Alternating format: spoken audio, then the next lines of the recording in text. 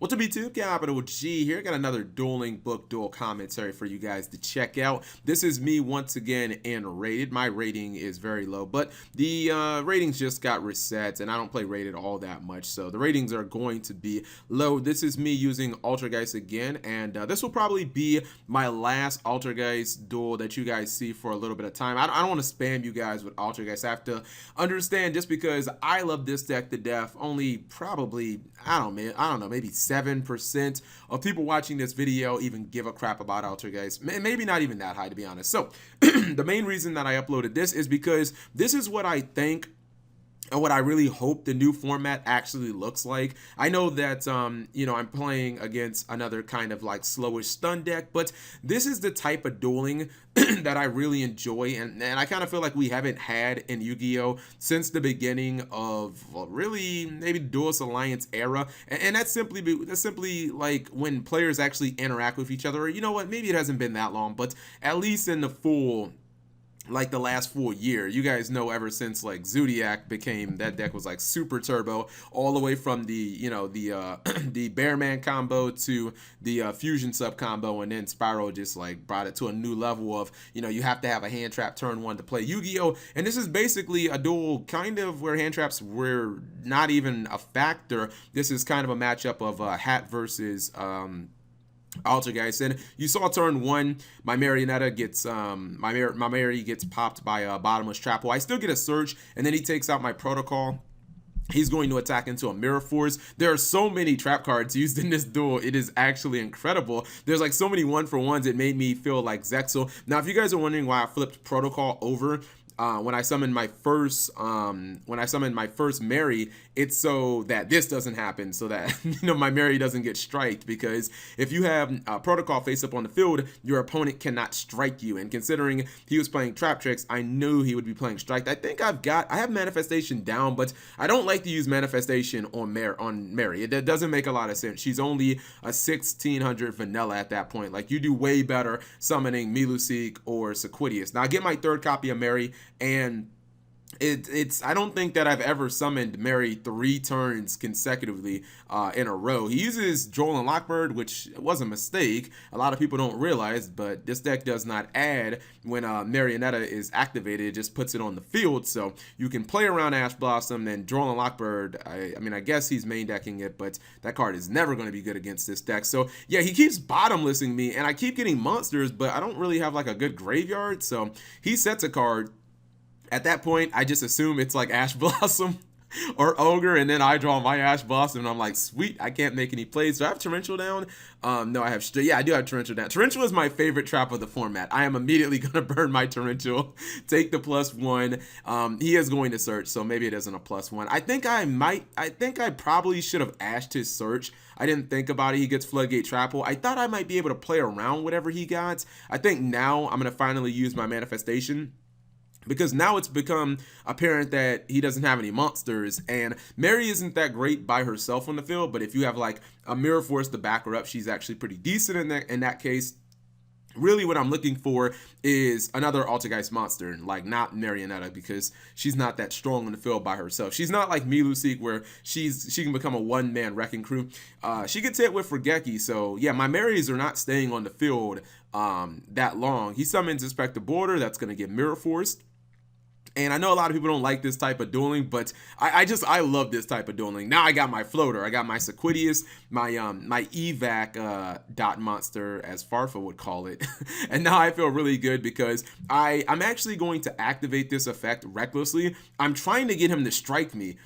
Because, like, well, I guess I didn't do it there, but I want him to strike me, because I want him to use his strike and waste it, and for me to be able to get my manifestation back from the graveyard. So I'm basically activating the effect, and I'm like, please strike me. If you don't know, even though protocol is on the field, which stops your opponent from striking, protocol returns to your hand as a cost. So your opponent can strike you, because before they get a chance to respond, protocol is actually in your hand. So your strike protection is actually taken away from you by Sequidius's effect. He put time space in the grave, but it actually just goes to his hand. So I'm telling him, it goes to your hand. It doesn't actually destroy it. But I guess I got a little bit of information there.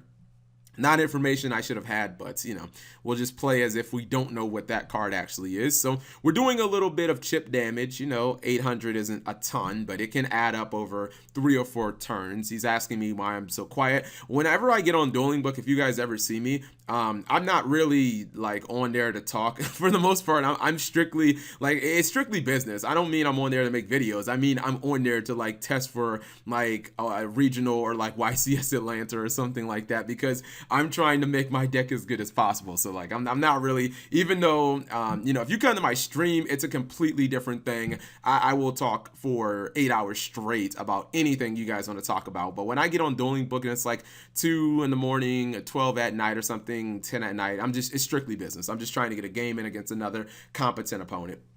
So I'm just using my effect. At this point, I've realized that he doesn't have a strike, so I'm just like, all right, well, it doesn't make sense for me not to use my bounce effect. It's not like he has any monsters that are really relevant here. Inspector Border, I'm actually starting, that card is a pain in the ass, seriously.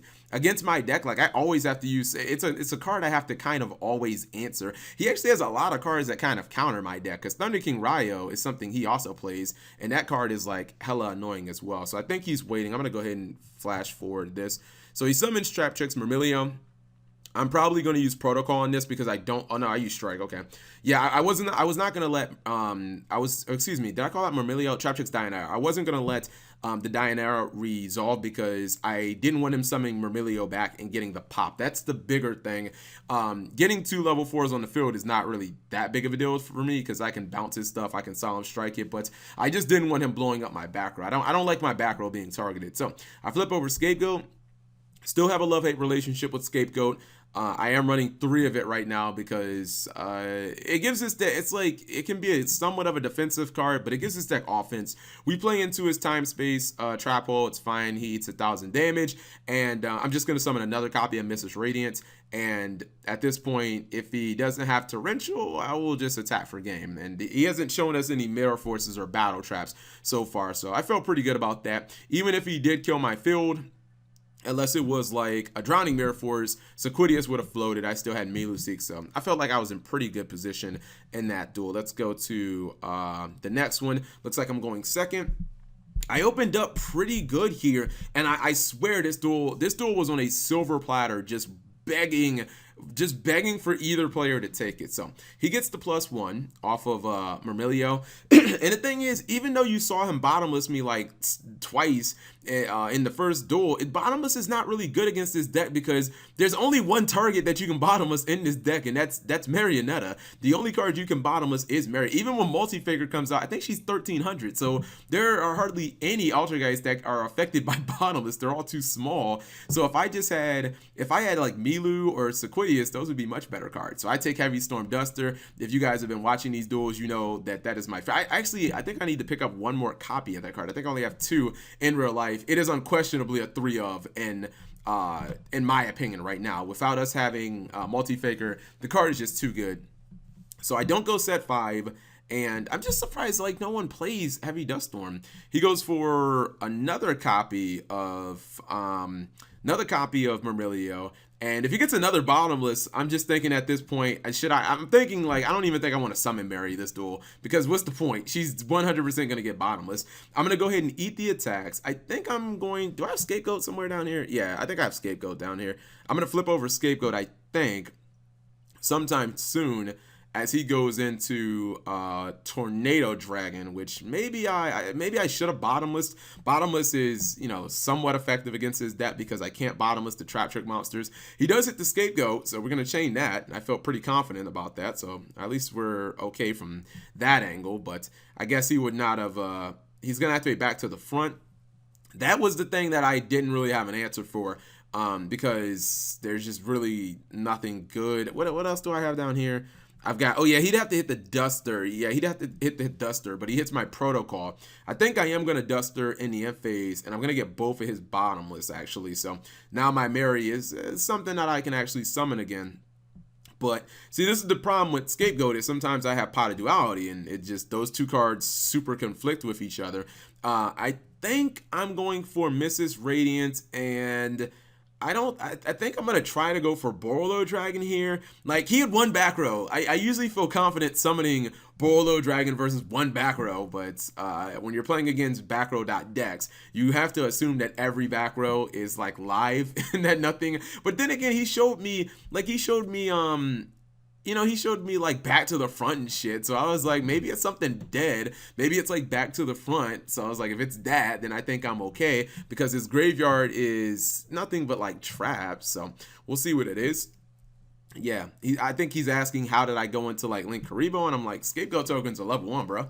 Keep up with the program. So yeah, we go Mrs. Radiant, Link Spider, Link Karibo. I like to get Link Karibo in the graveyard early because for Miluseek, if you summon Miluseek and somebody threatens it, you can tag out for Link Karibo, and tagging out is a cost. Now what he does is he pops his own artifact morale tag, which is fine because the dark hole that has kind of been ass the entire time, I get to play it and I get to capitalize off of it. So if you look at the game state's pretty much even. Like, each of us is gonna have 3 cards when he draws. This duel is on a silver platter to be won for either duelist, and if I could draw any Altergeist monsters, I feel like I would take this over. This can be a problem with the deck sometimes you do not draw monsters in this deck and you lose because of it. So we're gonna bottomless his Inspector Border. I've got a Mirror Force in a bottomless, so I feel good defensively, but you see there, I get, a copy of Manifestation, and it's like, bro, why isn't that an actual monster? If that was a Miluseek, I'd feel pretty good right now. Hell, even if that was a Mary, I'd feel pretty good, because at least she'd get me another card and a body on board, and maybe I could protect her with the Mirror Force and the bottomless and stuff like that. He gets Traptrix Myrmilio, which is really bad for me because now it's just another bottomless or another trap hole card I have to deal with. Plus, I'm probably gonna have to Mirror Force her because my life points they're not low, but they're getting down near. So he's going to attack. I'm going to go ahead and rip the Mirror Force. I'm trying to keep the game 1-for-1, basically. I'm trying to keep 1-for-1. Like, I'm trying to keep the whole 1-for-1 pace that we're playing at. I do not play into the back row. Man, I'm drawing these Ash Blossoms at the worst part, at the worst point. I think I should have actually sided out Ash Blossom, but I didn't really have that much good side tech for this matchup, to be honest, because I didn't really know how many people were going to play Hats. Yeah, I'm not really sure what to side against this. I used to side Eater of Millions, which I would actually like in this matchup because it's too small for them to bottomless, but I think I have to readjust my side deck, to be honest. Yeah, I got to readjust my side deck. So he goes for the massive Soul Charge play. It's not that massive. It's only 3 monsters. If I was him, I probably would have brought back, I don't know why he didn't bring back more Myrmilios. I would have brought back the fucking not the Tornado Dragon, but I'd have brought back a little more. So I hit his back row. I get bottomless. See, if these monsters were affected by bottomless, I would have felt so much better. But, he gets a rank 4 and he gets to set his back row. So it's not looking so good against my absolutely dead Ash Blossom. Thank you so much, Ash Blossom. You literally never come to my hand when I actually need you. So he's looking at I thought he was going to go for Traptrix Reflatia. I was like, what is he going to summon? I thought maybe 41. He goes out for Giant Hand, which, when's the last time you saw that? I get Scapegoat, though. Scapegoat is looking pretty good here, but once again, he has that one random back row, and I'm hoping it's an artifact at this point. All right, he goes for the Blind Cosmic Cyclone, which is nice, because it kind of... I guess I net like half a plus there because, I get my GOAT tokens, which he is going to attack 1, and I think I'm going to end up going in for a Link play. I pretty much have to. The only question is, what monster do I go for? I do not play Decode Talker in this deck. I was playing it for like 2 seconds. I decided to drop it. I got another Altergeist Manifestation. Just think about if this was Miluseek, man. Because Giant Hand cannot activate in the damage step. So I would just summon Miluseek, attack, pop this shit, and be on my merry way. But no, got to do things the hard way. I think I'm going Mrs. Radiant plus Link Karibo on my graveyard. That's probably the play that I'm going to do. That's why I don't play 3 Manifestations. It's a really nice card, but until you get an Altergeist in the grave, it is an absolute brick. Protocol is not a brick because Protocol can use stuff with like You can use Sequidius' Balance with Protocol. You can summon Konkori with Protocol. So I think I'm going for Ningirsu. I was planning on blowing up my Manifestation and maybe even my Ash Blossom just with my Ningirsu, because obviously these cards are dead. So I was like, fuck it, make Ningirsu, blow up the dead cards, keep the good card. But ends up getting striked, and because I can't get to any Altergeist monsters, I mean, he's got the inside track on winning this duel now. He's just gonna beat me down. I'm gonna speed this up because you can pretty much see that I'm dead drawing. I have so much time too. That's the crazy thing. Like, I have so much time to get back in this game with just any monster, but by the time I get to Mary, I think she's gonna, yeah, she gets striked. And even though I have Manifestation, she's not big enough to take him down, so she's not really the monster that I wanted. If I would have had Sequidius, maybe that would have been a little different. Sequidius could have threatened with a bounce or something like that. Well, maybe I probably would have set Sequidius first, but now I get my own Strike. Strike is super dead, so that's basically like not even a real card. Yeah, I think I would have set Sequidius and then got Protocol back. Maybe he could have striked the ad of Protocol. I'm telling him that I'm activating Manifestation, and then I'm going to chain Torrential on my monster's summon. I think it took him a quick second to figure out what was going on, but yeah, that's what I'm explaining. I'm just like, I'm going to call up the Haunted and then blow my monster up. And I drew a Torrential, but I said it, but then I thought about it. I was like, let me at least try to hide my card. I'm going to go ahead and banish Manifestation to get my Protocol, which I can't activate, so it's not looking good. And this is finally the nail in the coffin of Duel 2, where Myrmilio pops my Protocol, and then he's just going to attack. And yeah, this game, like, that game was just completely on a platter for either one of us. Like who wanted that game could have just had it, but I didn't draw any monsters, man. I just kept drawing like traps, and obviously I run a billion traps in this deck, but I do run 10 Altergeist monsters, which people probably gonna say that's not a lot, but I run triple duality, so I should be able to get to them consistently.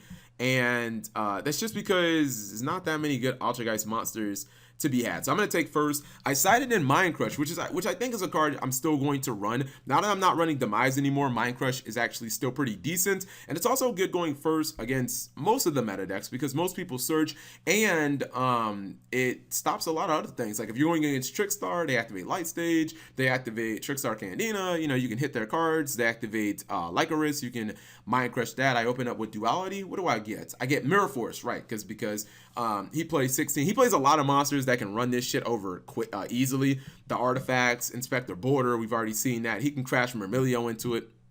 So I didn't want to have Mary. I didn't want to have Mary just get ran over. Now, this is what kind of scared me. When he jumped straight into battle phase, I was like, whoa there, cowboy, slow down. I was like, oh no, I'm going to lose. Like, who plays Trap Tricks and then sides and evenly matched? But check this out. The Spicy Mind Crush, thank God I had a monster in hand and I didn't set everything. Well, I would have made sure my Mind Crush was still alive. In addition to that, we got the double evenly matched turn one. I felt super good about that. We also get a little peek at his hand, which I guess it does not show in the replay, but that was really nice. Like, not only did we stop evenly match and we get his battle phase, but then we end up getting two. But look at this cheese. He just gets a Pot of Desires and gets his pluses right back. Like, talk about not getting punished. I think he even has Pot of Duality as well. So yeah, the one time that Ash Blossom could have came in handy, of course we don't have it, so it is quite unfortunate there, but it's fine. We survived the dreaded evenly matched. So and if I would have had Solemn there, which I do not play Solemn Judgments, he would have used the second evenly match and I would have been fucked. So good thing we didn't have Solemn, because I'd have like half my life points and that would be bad. So he summons Myrmilio. I'm going to give up Mary because Mary kind of sucks when she's on the field. So I give her up easily to negate the Myrmilio. That's a 1-for-1 I'll definitely take. Well, it's a +1 because she put Protocol on the field. So he then goes for Pot of Duality and he takes Bottomless. Now at this point, I don't really like using Manifestation on Mary, but I think I'm going to because he hasn't shown us any battle traps, and I'm like, well, if you don't have any, if you're just gonna search a bunch of Bottomless, like I might as well summon Mary when you can't use your Bottomlesses and try to beat you down. Plus, he only set 2, and he already normal summoned, so I'm gonna go ahead and attack, and he activates. Is that Artifact Sanctum? I think, yeah. Now I thought he was going to summon Artifact Morale Tech and activate the effect, which I think he caught on how Protocol works.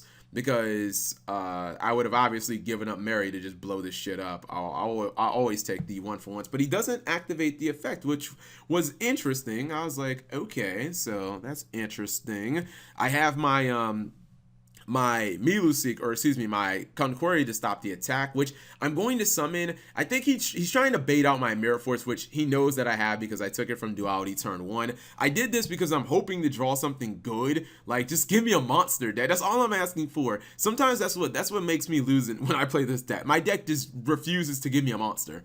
Like, I don't run that many, but I'm like, deck, give me a monster. Give me Miluseek, please. Of course, we don't get a monster. We get Heavy Dust Storm, so unfortunately, I can't do anything. I pass. He attacks again. I'm not letting my Mary go down for nothing, so I'm like, fuck it. I guess I will Mirror Force. I'll just go ahead and I'll take the bait. If you use any monster effects, you know what time it is. So I thought about it for a second, but don't let Mary die if you have a Mirror Force. You can deal with monster effects. Dealing with the battle phase is harder. That's why I played Mirror Force. Thunder King Ryo was a bitch because I was like, bro, I don't know if I can answer this card, to be honest. I can snipe out his back row, obviously, because the Heavy Storm Duster. Or heavy dust storm. Yeah, heavy dust storm. So I can pop the back row, which there's no artifacts, bottomless and warning. Yeah, but my deck finally gave me what I needed. I'm like, thank God we got the top deck we needed, man. Finally. So Miluseek is getting in there. This is like your ace card, man. When you see this, you never thought a deck would be so happy to see a 500 attack monster, right? She can attack directly. I don't have to worry about Thunder King's bitch ass. I can just attack around him and then kill him. Believe me, I was so happy. Every time you finally get to this card, you're ecstatic. And Thunder King Ryo would have been such a problem because I played dualities, and I could have link summoned, but then he would have just negated it. So I probably would have had to stall on Conqueri, which would have been really bad. But considering he plays Ryo, I'm not taking any more chances.